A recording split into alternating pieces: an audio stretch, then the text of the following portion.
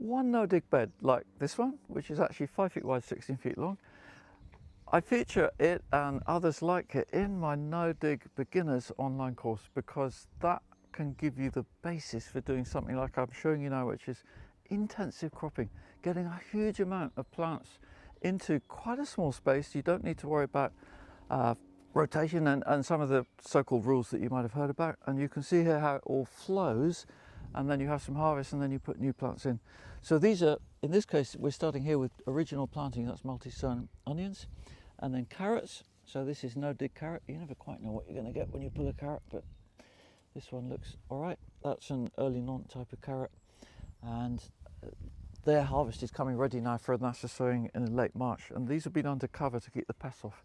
They're okay now, and they're already here. We've had harvest. That was fennel and cabbage, and as soon as they finished, I popped in both seeds direct and transplants. You've got options, you know, different ways of achieving a similar goal, and that's going to be hopefully a nice mass of dwarf French beans, which are easier for a later sowing than climbing ones.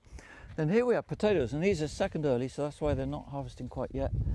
We earth them up with compost actually, and you can see under the compost, this is why, because if the compost wasn't on top, that would go green. So that's the main reason for earthing up, as I see it anyway. And I do it with compost like a shovelful on top per plant.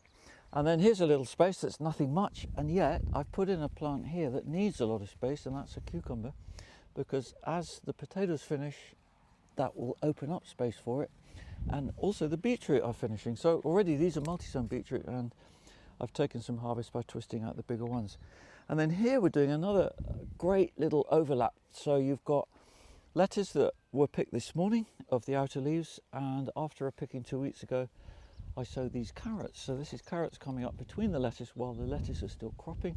When they finish in about 3-4 weeks, we twist them out.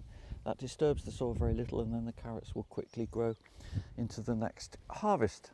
And finally on this bed, we have some beautiful peas that are actually, there's so many, it's slowing down their ripening a little bit, but you can see there's just loaded. It's Hurst green shaft variety I recommend a lot, because you get these long pods with 9 or 10 peas, and you can either harvest them at that stage, which is more like the petit pois, or you can let them fill out more and you get a bigger harvest. So do check out the beginner's course, and you'll get lots of ideas along these lines on how to make the bed in the first place, no dig with compost.